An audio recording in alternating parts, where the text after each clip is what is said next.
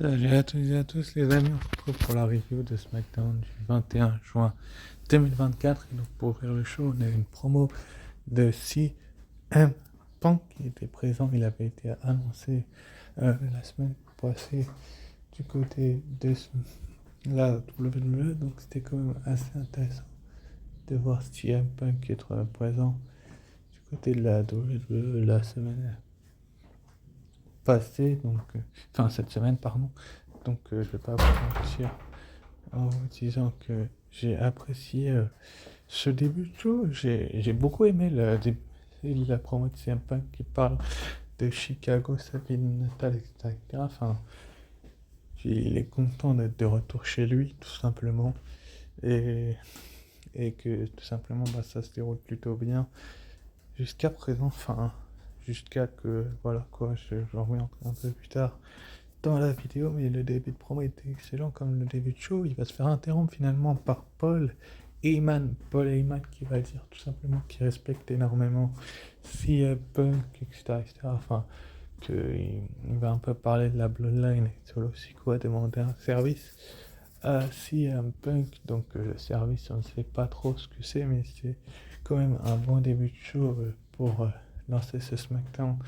Donc la petite promo de CM Punk qui lance le show et qui lance des pics un petit peu, la Bloodline qui va arriver juste après. Mais en tout cas, j'ai trouvé que le début de show avec Paul Heyman était bienvenu. Enfin, ça a été bien fait de le faire ainsi parce que je pense que s'il l'avait fait autrement, ça aurait été mal perçu par les officiels de la WWE. Donc là, on a un excellent début de show avec CM Punk et Paul Heyman qui finalement CM Punk va être interrompu par la Bloodline, donc Solo Sikoa, Tama Tonga et Tanga Loa. Donc Solo Sikoa qui va dire tout simplement que Paul Heyman est un petit peu son garde du corps, etc. Enfin, ils vont demander à se battre. CM Punk va avoir de l'aide à la personne des champions indisputés de Cody Punk qui se retrouve face à la Bloodline. Les amis, je vous disais, c'était quand même assez intéressant pour lancer ce SmackDown qui est associé le champion indisputé de Cody Rhodes et CM Punk. Enfin, ils vont battre en retraite finalement, ils vont s'en aller de la Bloodline, mais Cody Rhodes va pas rester là, il va dire tout simplement solo c'est quoi, tout simplement je te challenge ce soir dans le main event de SmackDown. Donc beaucoup de gens pensent que c'est un petit peu work.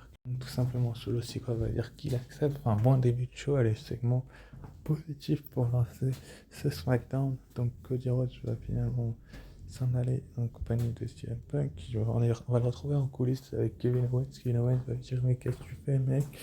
Cody Rhodes va lui dire j'ai un plan. Hâte de voir le plan de Cody Rhodes parce que bon, on va bien voir comment ça va se dérouler. Ensuite, dans le premier combat de la soirée, on a eu Michin contre Bianca Belair, la IST contre Chelsea Green dans un combat de qualification pour le Money in the Bank ladder match. Franchement, le match en lui-même, j'ai adoré la qualité de ce match. Enfin, sans vous mentir, la qualité de ce match a été pour moi, ça a été une des meilleures affiches de ce SmackDown là parce que tout simplement, la WWE savait très bien ce qu'elle faisait avec ce type de rencontre-là. Donc, on a eu une agilité et une Bianca Belair assez dominatrice pendant le début du match. Elle a été un petit peu se préparer tranquille avant le match, qui a dû annoncer qu'elle avait une revanche. Enfin, elle avait un peu rien à secouer.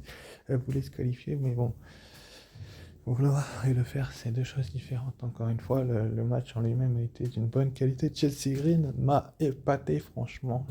Pour vous dire ce qui s'est passé tout simplement à la fin du match, on a Bianca Belair qui place son KOD sur Michin en plein centre du ring.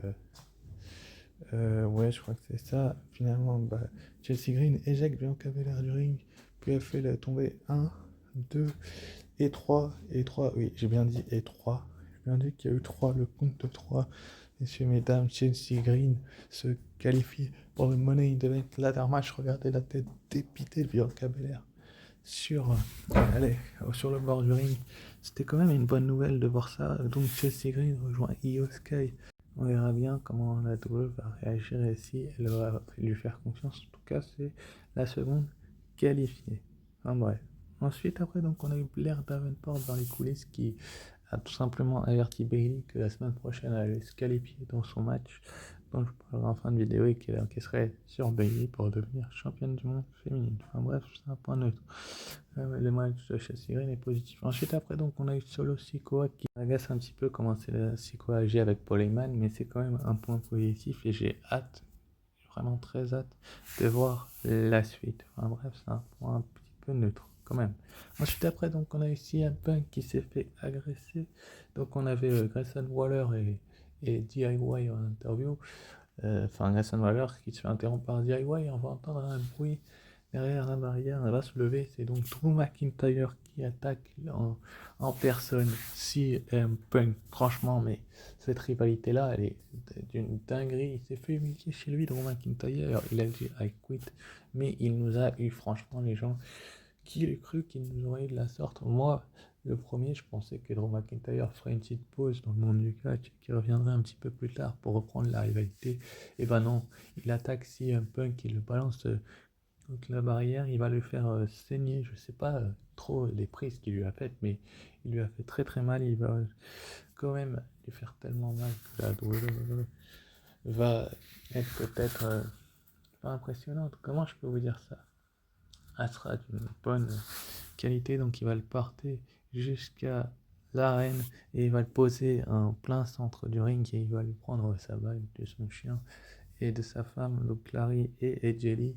Donc ça part un petit peu loin dans cette rivalité, mais franchement, ça devient hardcore et j'aime quand c'est hardcore, donc on va bien voir ce qui va se passer dans les prochaines semaines.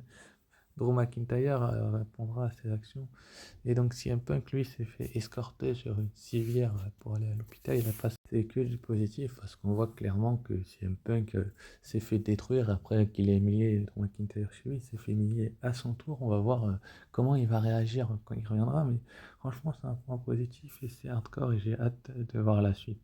Enfin bref, le show a continué malgré tout. Donc Randy Orton contre Tama Tonga contre Carmelo Hayes dans un combat de qualification pour le Money in the Bank ladder match masculin. Là aussi, comme le match des filles avec Chelsea Green, Bianca Belair et Michin, il a été d'une qualité ce match. Franchement, j'ai adoré.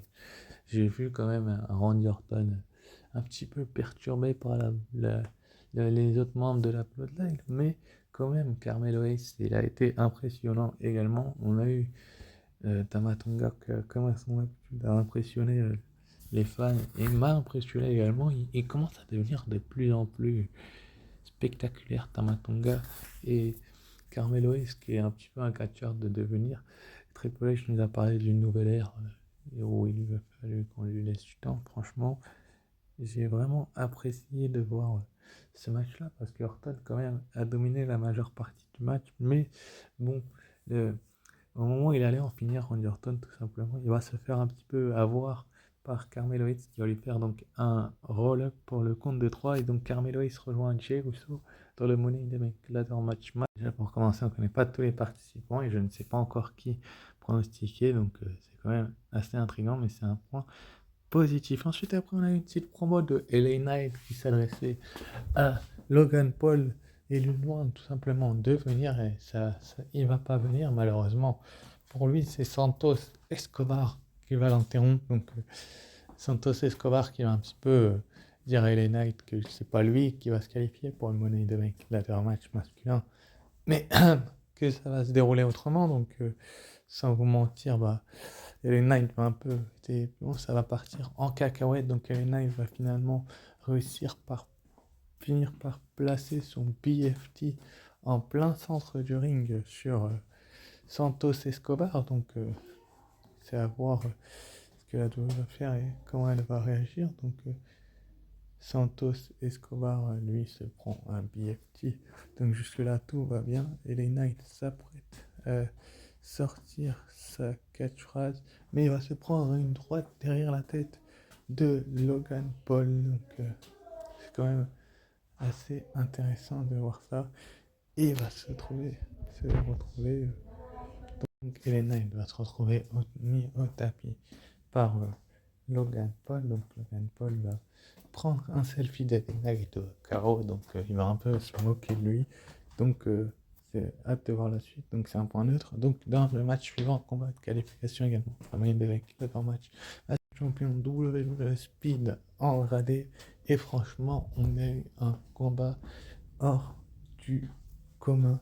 J'ai jamais vu autant de combats d'une excellente qualité et comment dire, d'une aussi bonne alchimie entre les compétiteurs. Mais franchement, là, on a eu un match où Kevin Owens s'est fait attaquer dès le début, donc du coup il était diminué, où Grayson Waller et Andrade, franchement, les trois, ils ont livré une bataille, mais les gens, j'ai l'impression que la bataille était tellement dure et tellement d'une bonne qualité que tout simplement la WWE avait besoin d'une telle qualité pour se relancer. Donc, est-ce que Kevin Owens, Grayson Waller et Andrade ont livré le match de la soirée? Je pense que oui. Je pense que ça a été l'un des matchs de la soirée. Ça a été un très bon SmackDown. Après, une rencontre hors du commun où tout simplement la WWE a fait en sorte de faire mettre en avant Grayson Waller un petit peu. Grayson Waller qui va revenir sur le ring, il va se prendre le finisher d'Andrade et 1, et 2, et 3. Et donc Andrade rejoint Carmelo Hayes et Main Event. Les gens, il a vraiment de la gueule et de l'allure ce match, donc on va bien voir ce qui va se passer par la suite, mais c'est un point positif pour Andrade. Ensuite, après, donc, on a eu Michin qui s'est manqué de Tiffany Stratton, elle va lui mettre une claque, mais Nia Jax va lui rentrer de a détruit Michin sous le regard de Tiffany Stratton qui l'a remarqué. C'est un point positif. Ensuite, après, donc, on a eu Kayla Braxton qui nous annonçait tout simplement que Drew McIntyre euh, répondrait à ses actus lors du prochain Raw, donc faudra être là et présent bien évidemment. Donc là aussi, c'est un point neutre et j'ai hâte de voir la suite. Ensuite, après, donc on a eu Solo Sikoa qui a informé Paul Heyman que Roman Reigns ne reviendra jamais. C'est assez étonnant de la part de Solo Sikoa qui disent que Roman Reigns ne va jamais revenir. Mais bien évidemment, c'est pour augmenter la hype de leur rivalité. Ensuite, après, donc, on a eu le main event Cody Rhodes contre Solo Sikoa. Franchement, si on m'avait dit que le match aurait été aussi rapide, c'est vrai que les matchs de SmackDown étaient rapides dès le début du show, je pense que je vous n'aurais pas cru. Je vous aurais pas cru, je vais y arriver. Mais franchement, là, on a eu un match où où les protagonistes, tout simplement, ont vraiment tout donné. Donc, on a eu Solo Sikoa qui a d'abord pris le dessus, puis Cody Rhodes a retourné le match un petit peu à son avantage. Bon, au moment où Cody Rhodes va prendre son avantage, il fallait soucier que Tama Tonga et Tangaloa allaient se pointer, étant donné que la WWE sait très bien ce qu'elle fait avec ses catcheurs. Donc, c'est assez surprenant de la part de la WWE de faire en sorte que Tama Tonga et Tangaloa s'en prennent à Cody Rhodes et à Solo Sikoa. Et alors que Solo Sikoa est un petit peu, comment dire, pris une fois que Owens et Orton se sont débarrassés de Tamatonga, Solo Sikoa va rigoler. On va pas comprendre tout de suite pourquoi Solo Sikoa va rigoler. Et bah, on va très très vite le découvrir juste après. On va voir Jacob Fatou, un autre frère de la Bloodline, qui va prendre un super kick de Owens après en avoir mis un. Orton, il va faire un coup de la corde à linge monstrueux à Kevin Owens, il va le coucher. Jacob Fatou, il va aller emmener Kevin Owens à l'extérieur du ring et lui faire un Samoan drop sur les escaliers en acier. Donc c'est quand même assez dangereux et intéressant de la part de la WWE de faire ça là, avec les débuts de Jacob Fatou. J'ai adoré ses débuts à Jacob Fatou et franchement j'étais impressionné par comment la WWE a agi. Orton va se prendre un spire lui à travers la barrière d'insécurité de Jacob Fatou qui est montré surpuissant, et ça j'adore quand les catcheurs sont montrés surpuissants, surtout de la Bloodline. Et il va faire donc un frog splash à Cody Rhodes après l'avoir mis KO à travers la table des commentateurs américains. Donc il va tout simplement le détruire. Et donc on a un nouveau membre dans la Bloodline, dans la personne de Jacob Fatou. Là vraiment ils sont inarrêtables, il va falloir que Cody Rhodes trouve assez rapidement du renfort. Et il disait qu'il avait un plan, il va falloir qu'il agisse assez rapidement. Pour ce qui est du show, je mettrais un bon 17/20 parce que c'était pour moi l'un des meilleurs SmackDown, le même 18, celui de l'année. Enfin, bref, donc annoncé pour le prochain Raw, Braun Strowman, Chad Gable, Big Bronson Reed, combat de qualification pour le Money in the Bank, qui va rejoindre Jey Uso, Andrade et Carmelo Hayes. De ces trois hommes-là, on aura également donc Lyra Valkyria contre Shayna Baszler contre Kairi Sane pour savoir qui rejoindra Chelsea Green et Io Sky dans la Money in the Bank Ladder match féminin, donc ça va être assez intéressant de voir si d'autres matchs rajoutent à la carte. On aura également Naomi contre Blair Davenport contre Indy Hartwell, ça sera la semaine prochaine à SmackDown, pour savoir qui rejoindra la gagnante de Raw et les autres participantes que je vous ai citées, c'est-à-dire Io Sky et Chelsea Green. Et on aura Candice LeRae contre Jade Cargill contre Tiffany Stratton, pour savoir qui va rejoindre Chelsea Green et Io Sky et les autres gagnantes. Et on aura également Logan Paul contre LA Knight contre Santos Escobar pour Samuel Andrade, Main Event Jey Uso, Braun Strowman, Big Bronson Reed ou Chad Gable. Donc n'hésitez pas à liker, commenter, partager, vous abonner si ce n'est pas déjà fait. Ciao bye, ciao bye bye et à mardi pour une nouvelle vidéo. N'hésitez pas à liker, commenter, partager. Ciao.